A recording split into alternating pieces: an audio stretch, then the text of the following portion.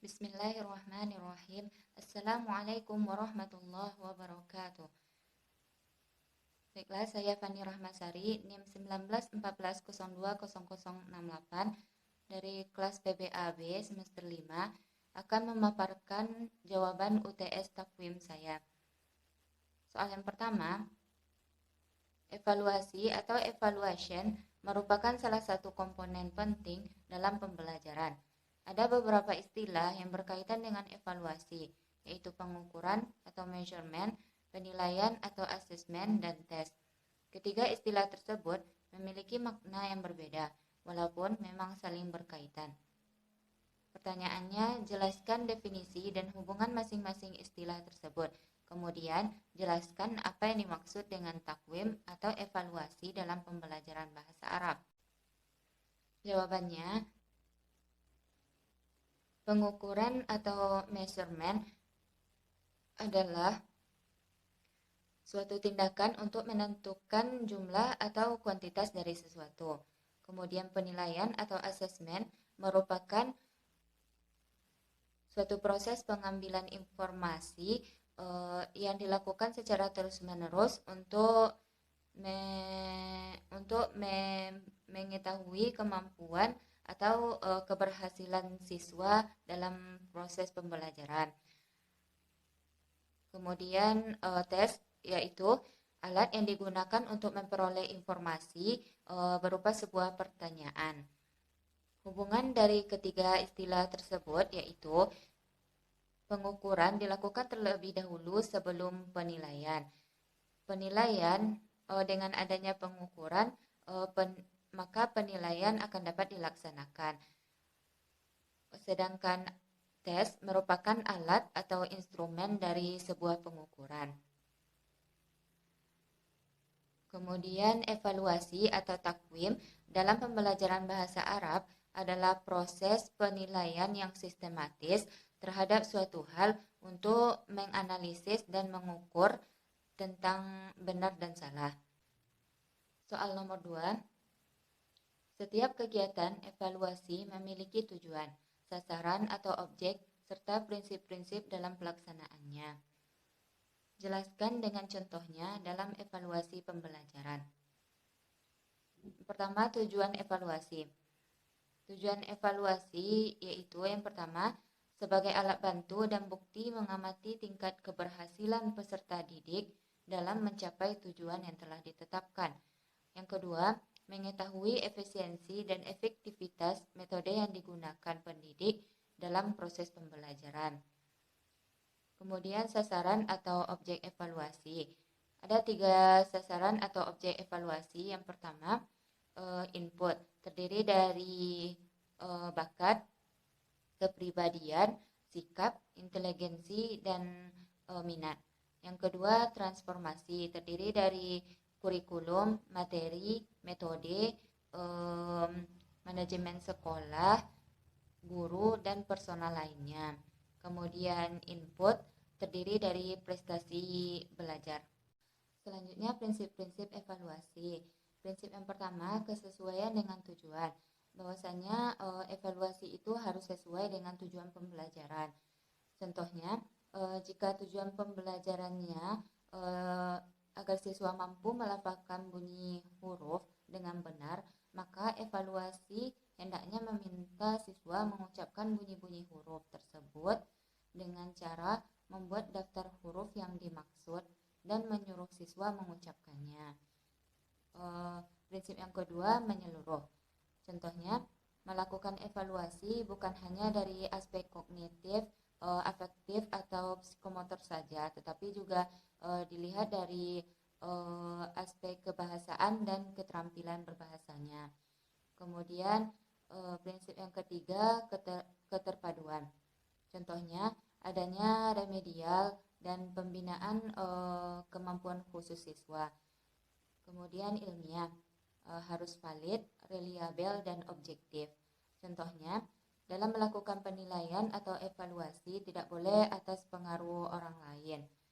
Kemudian adanya kerjasama baik antara guru dengan siswa ataupun dengan guru dengan pihak-pihak yang berkaitan dengan sekolah.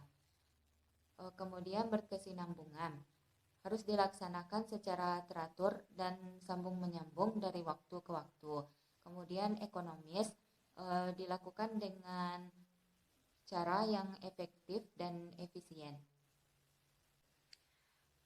Kemudian soal nomor 3, apakah yang dimaksud dengan tes bahasa? Jelaskan hakikat dan apakah sasaran dari tes bahasa Arab.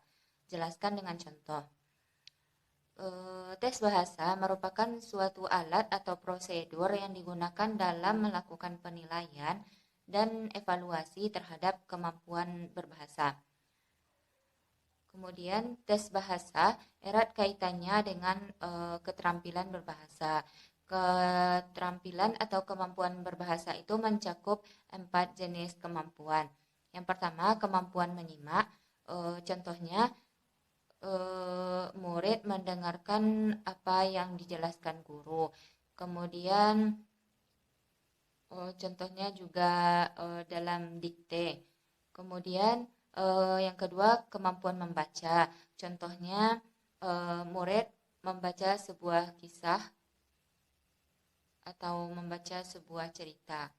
Kemudian kemampuan berbicara, contohnya murid mempraktekkan sebuah hiwar. Yang terakhir kemampuan menulis, contohnya kemampuan murid menulis bahasa Arab dengan baik dan benar. Kemudian sasaran dari tes bahasa Arab mencakup 4 keterampilan berbahasa, yaitu keterampilan menyimak, membaca, berbicara, dan menulis. Juga mencakup kaidah bunyi bahasa, mufradat, dan tata bahasanya. Kemudian soal yang nomor 4, pendekatan terhadap bahasa menentukan pendekatan pembelajaran bahasa, dan pendekatan pembelajaran bahasa menentukan pendekatan dalam penyelenggaraan tesnya. Jelaskan maksud pernyataan tersebut. Ada 5 macam pendekatan tes bahasa. Jelaskan masing-masing beserta contohnya. Tes bahasa merupakan bagian dari keseluruhan penyelenggaraan pembelajaran bahasa, khususnya sebagai bagian dari komponen evaluasi hasil pembelajaran. Kemudian, dalam kedudukan tersebut, tes bahasa mempunyai kaitan yang sangat erat dengan komponen-komponen lain dalam penyelenggaraan pembelajaran bahasa, terutama dalam kegiatan pembelajaran. Secara umum, pandangan terhadap bahasa menentukan dan mendasari bagaimana pembelajaran bahasa diselenggarakan, dan pembelajaran bahasa yang diselenggarakan menentukan tes bahasanya diselenggarakan. Kemudian pendekatan tes bahasa. Pendekatan tes bahasa ada 5. Yang pertama, pendekatan tradisional, yaitu dalam melaksanakan tes bahasa tidak menuntut kemampuan khusus dalam bidang tes bahasa. Contohnya, seorang guru membacakan kitab kepada muridnya, kemudian murid mendengarkan dan memahami apa yang dibacakan oleh gurunya. Yang kedua, pendekatan diskret merupakan suatu pendekatan tes bahasa yang menekankan pada satu aspek kebahasaan. Contohnya, dalam membedakan bunyi sin dengan shin. Kemudian yang ketiga, pendekatan integratif merupakan mengukur kemampuan dalam menggunakan berbagai aspek kebahasaan maupun keterampilan. Contohnya, menyusun alinea berdasarkan kalimat-kalimat yang telah disediakan. Kemudian yang keempat, pendekatan pragmatik, yaitu adanya kaitan yang jelas antara tes bahasa dengan aspek-aspek nyata dalam komunikasi sebenarnya. Contohnya, membuat kalimat bahasa Arab yang sesuai dengan kaidah nahwu dan shorof. Yang kelima, pendekatan komunikatif, yaitu suatu pendekatan yang bertujuan untuk membuat kompetensi komunikatif sebagai tujuan pembelajaran bahasa, juga mengembangkan prosedur-prosedur bagi pembelajaran 4 keterampilan bahasa. Contohnya, berbicara bahasa Arab sesuai kaidah nahwu dan shorof dalam kehidupan sehari-hari.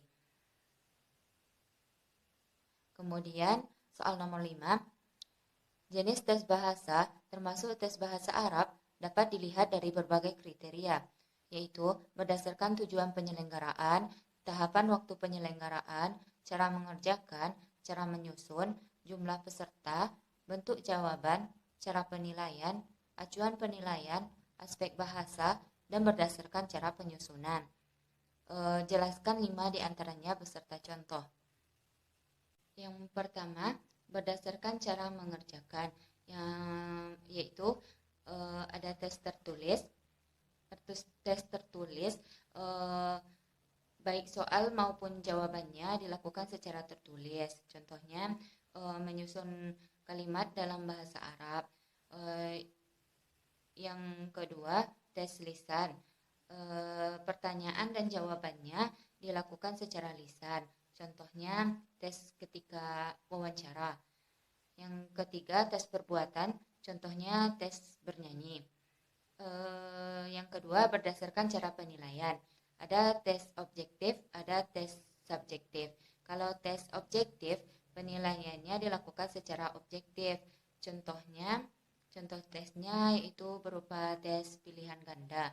Kemudian tes subjektif, penilaian terhadap jawaban dipengaruhi oleh kesan dan pendapat si penilai. Contohnya tes dalam bentuk esai. Kemudian yang ketiga, berdasarkan bentuk jawaban, ada tes pilihan, tes jawaban pendek, dan tes esai. Tes pilihan ada tes salah benar, berbentuk pernyataan yang mengandung kemungkinan jawaban, yakni benar dan salah. Contohnya, disajikan sebuah pernyataan dalam bentuk tabel, kemudian beri centang pada tabel benar jika pernyataan tersebut benar, begitupun sebaliknya. Kemudian tes pilihan ganda, contohnya dalam bentuk ABC. Contoh arti kata madrasah adalah A. Kantor, B. Perpustakaan, C. Sekolah, D. Lapangan. Maka jawabannya adalah C. Sekolah. Kemudian menjodohkan. Bentuk tes terdiri atas kumpulan soal dan kumpulan jawaban yang dikumpulkan pada kolom yang berbeda. Contohnya, jodohkanlah pernyataan dari bagian A dengan jawaban yang ada pada bagian B. Kemudian melengkapi bagian yang kosong dari sebuah teks. Contohnya Zaidun ... ila madrasah. Kemudian tes jawaban pendek, contohnya siapa nama Presiden Indonesia? Kemudian kalau tes esai itu tuh berupa uraian, contohnya jelaskan bagaimana evaluasi dalam pembelajaran. Kemudian yang keempat, berdasarkan objek bahasa yang dinilai. Ada tes komponen bahasa, contohnya tes kemampuan atau penguasaan mufradat. Kemudian ada tes keterampilan bahasa, contohnya tes dikte untuk mengetahui keterampilan menyimak siswa.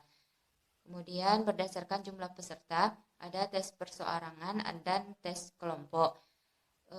Tes perseorangan yaitu setiap peserta tes menerima tugas dari penyelenggara secara individual, kemudian peserta tes menjawab dan mengerjakan sendiri.